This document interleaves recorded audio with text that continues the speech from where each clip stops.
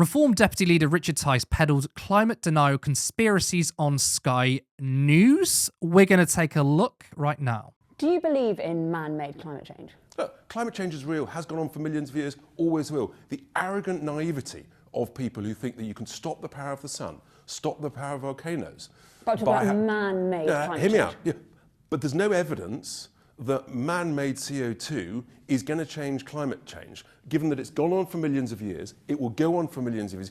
You're saying there's no evidence that man-made climate change is changing CO2? Is that what you're saying? So how did climate change happen before man-made CO2? What is it that the vast majority of experts who believe that human activity has impacted climate change since the Industrial Revolution, what is it that you know that they don't? I've read the International Governmental Panel on Climate Change's report, AR6 I think it's called, their sixth report, and it says if you get to net zero tomorrow, it'll make no difference to sea level rise for between 200 years and 1,000 years. In other words, they've not got a clue and it won't make any difference. We're being lied to, we're being misinformed, and we've got the courage to say to people, we've got to stop this nonsense. We all care about the environment, we all care about the countryside. That's why I don't want pylons blighting our countryside. That's why I don't want solar panels on it.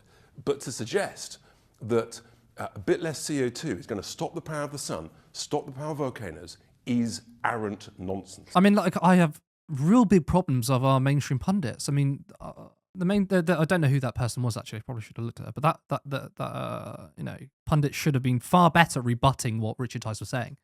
So Richard Tice was talking utter nonsense. And the best they can do was sort of defer to what other people said. Well, the scientists on this panel would disagree with you. Just call out the bullshit to his face, right? Look, he has no clue what he's talking about. No one has denied that climate always changes. This is a talking point from the political right, which says, well, you talk about man-made climate change. For millions of years, the climate's changed, right? That is true. The climate has changed for millions of years. The point is that we are rapidly changing the climate that is unfit for human habitation. So when we say the planet is being destroyed, yes, I guess that's slight hyperbole, right? The Earth will always exist. It's not going to die. But sea levels are rising. Cities will be underwater. There's going to be millions of climate refugees because people have to flee from areas where it's no longer safe to live. And I don't know why he brought up the sun. What a weird thing to say. I mean, but this is utter nonsense. But I wonder if this is going to work on people. I'm scared that it will. And this is Richard Tice's massive hypocrisy. So Richard Tice is a chief executive of a company that works with renewables. Richard Tice's property company has enthusiastically embraced green technologies despite his public hostility as Reform UK chair to net zero targets and some of the same initiatives. Electric car charging points and roof-mounted solar panels are increasingly featuring in refurbishment efforts undertaken by Quidnet REIT Limited, of which Tice is chief executive. The company buys, refurbishes, and leases out properties to businesses. It told shareholders last year that solar panels generating electricity were helping to substantially increase rental income and were saving hundreds of tons of CO2 per annum. Such efforts are part of emerging trend among property companies to recognise their rooftops and parking areas are ripe for profitable green development. There's also the fact that Rupert Lowe, who was another Reform MP, installed solar panels on his farm because it was cheaper. That was the reason. Sarah, we've got a lot to unpack here. Could you hear me giggling in the background? I can hear you giggling in the background. People can't hear you, but I mean, they can hear you now. But one of the main talking points, right, from climate denialists is that the climate is always changing, right? Are you worried that this talking point, which is false, could work? Now, to be fair to British attitudes, we are pretty pro-environmentalist. However, Reform are polling well, and it doesn't seem that it's hurt them. Yeah, it's fundamentally misleading to constantly say, but the climate's always changing. Look at the sun, look at the sun. Like the way he was pointing his finger as well, I was like, stop. But yeah, I mean, the Earth's climate, if we want to speak about, has shifted, over millennia. But I think the rapid warming we are witnessing today is not part of a natural cycle. It's definitely driven by human activity, but primarily the burning of fossil fuels.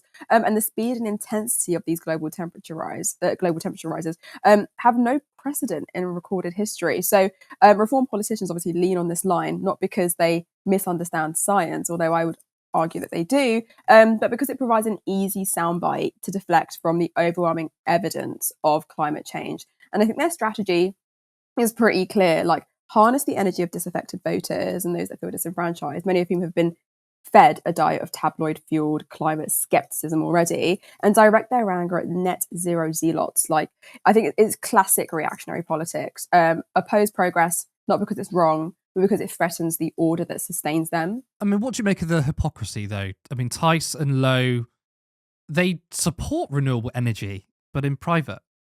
Because publicly they say it's a con, but as it said, as I was just showing there, that Tice has literal investments. I mean, he's a chief exec of a company that manages investments of renewables, and Rupert Lowe, like, literally put solar panels on his farm. Can you explain, or at least try to explain, this massive contradiction? Can I explain why they do the things that they do? No, but I can absolutely criticize them. Like, despite their posturing, like, the Reform Party as a whole is not anti-establishment, and the examples that you've given prove that. Their leadership is composed of multi-millionaires, ex-Tory MPs, and figures with deep ties to the financial elite.